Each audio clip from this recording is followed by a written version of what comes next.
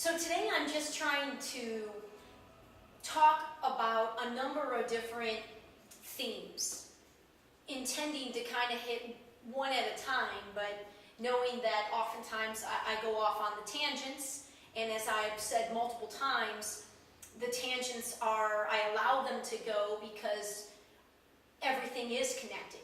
And it's, I think, one of the shortcomings, gosh, if we just talk about our educational system and how we tend to teach, and I'm speaking from myself as a student, and I'm speaking from being an actual teacher in the classroom.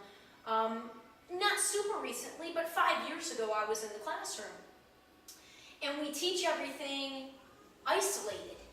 You know, you've got math, and you've got language arts, and you've got science. And although there are definite attempts, and I'm sure there are examples of schools and programs within schools that are able to integrate their curriculums a lot more so than what I experienced, but I think by far we're still very much treating learning and treating life in these sorts of singular themes as opposed to seeing how interrelated and interconnected everything is.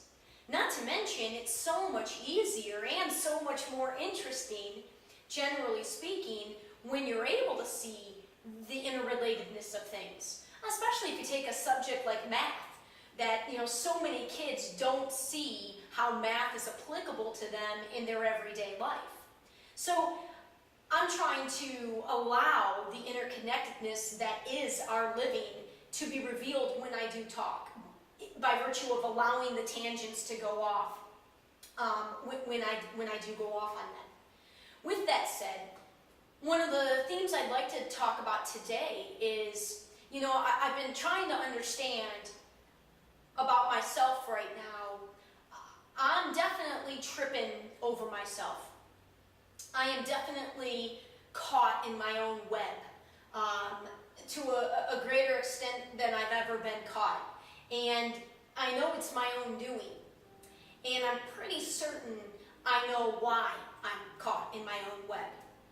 It's because I'm continuing to behave in the old world paradigm.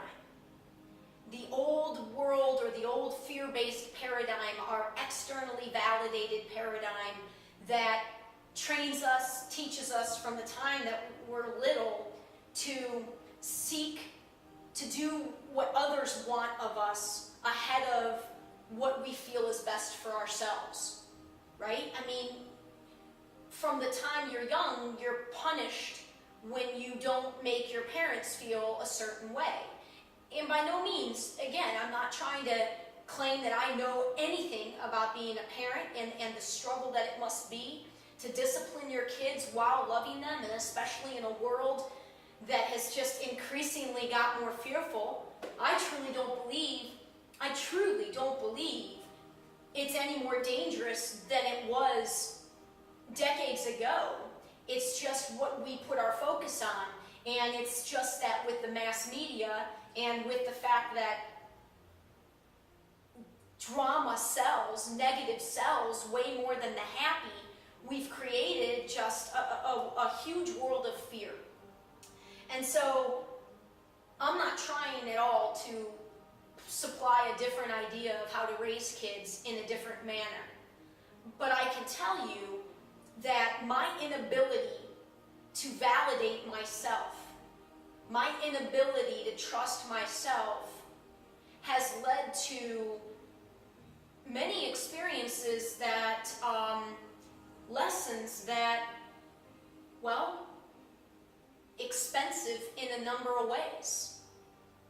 Whether you're talking about expensive emotionally, in what I put myself through emotionally, whether you're talking about financial decisions I've made in my life that were ultimately motivated by seeking somebody else's input of a situation versus what maybe I felt for a situation, or